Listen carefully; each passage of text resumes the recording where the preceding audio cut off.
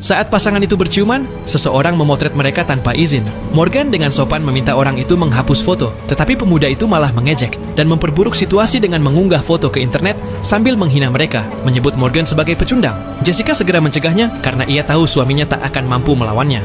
Tetapi si pemuda pelontong itu malah menyiramkan jus buah ke kepalanya sambil mengejeknya. Dengan susah payah menahan emosinya, Morgan memilih pergi meski dihina. Dalam perjalanan pulang, Jessica meyakinkan Morgan bahwa ia tidak ingin suaminya berkelahi karena ia tahu suaminya bukan seorang pemberani. Namun, raut wajahnya menunjukkan rasa kecewa terhadap suaminya. Insiden tersebut membuatnya jadi kepikiran. Morgan berkata pelan pada istrinya bahwa seharusnya tadi ia memukul pria itu. Jessica seketika tertawa, lalu meminta maaf atas reaksinya. Dibandingkan suaminya, Jessica ternyata lebih peduli terhadap perlindungan diri. Dari kejadian itulah Jessica ikut kelas boxing, yang mana ia tak sengaja mendapatkan teman baru bernama Gwen yang langsung akrab. Dia memberi kartu nama dan menawarkan jika suatu saat butuh bantuannya. Di saat yang sama, Morgan justru tampak menjalani hari seperti biasa, melakukan tugas belanja bersama si bungsu. Namun, matanya tiba-tiba menangkap sosok pria yang mencurigakan. Momen inilah yang akhirnya memperlihatkan jati diri Morgan yang sesungguhnya. Morgan ternyata sangat terlatih dalam bertarung, bahkan sambil tetap menggendong si bungsu. Ia mampu bergerak cepat dan efektif. Entah siapa orang asing itu dan apa tujuannya, Morgan tidak punya pilihan lain selain melumpuhkannya tepat di depan umum.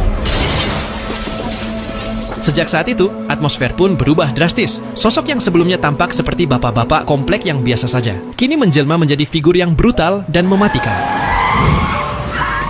Sesampainya di rumah, ia membuka sebuah tempat rahasia berisi senjata, paspor kadaluarsa, dan tumpukan uang. Panik karena identitasnya terbongkar, ia menghubungi Augie. Augie adalah satu-satunya rekan yang tahu identitas jati dirinya. Dia mempunyai kemampuan membuat identitas palsu. Morgan memesan dokumen baru untuk keluarganya. Augie memberitahu Morgan bahwa mantan bos mereka, McCaffrey, menggunakan pembunuh bayaran demi menemukan dan menghabisinya. Morgan menduga bahwa kemungkinan besar foto dari taman hiburan telah membocorkan lokasi keberadaannya. Ia menawarkan $500,000 untuk dokumen baru dan menentukan pertemuan di Las Vegas. Why Vegas? Morgan mulai mengemasi barang-barang untuk seluruh anggota keluarga dan memberitahu anak-anaknya bahwa mereka akan pergi ke Las Vegas. Lalu Morgan membujuk Jessica untuk melakukan perjalanan spontan. Jessica awalnya bingung dan ragu dengan keputusan mendadak itu. Seketika Morgan melihat mobil hitam mencurigakan.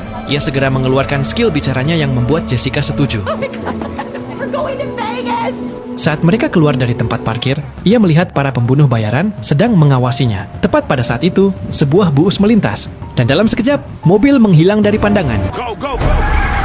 Namun tak lama kemudian, mobil si pembunuh sudah berada tepat di belakangnya. Saat itulah ia menyadari ada pelacak di mobilnya. Untuk menghindari kejaran itu, Morgan melakukan manuver-manuver edan seperti di film Fast and Furious. Dan untuk meredam kecurigaan keluarganya, ia beralasan sedang mempelajari dan meniru gaya Dominic Toretto. Morgan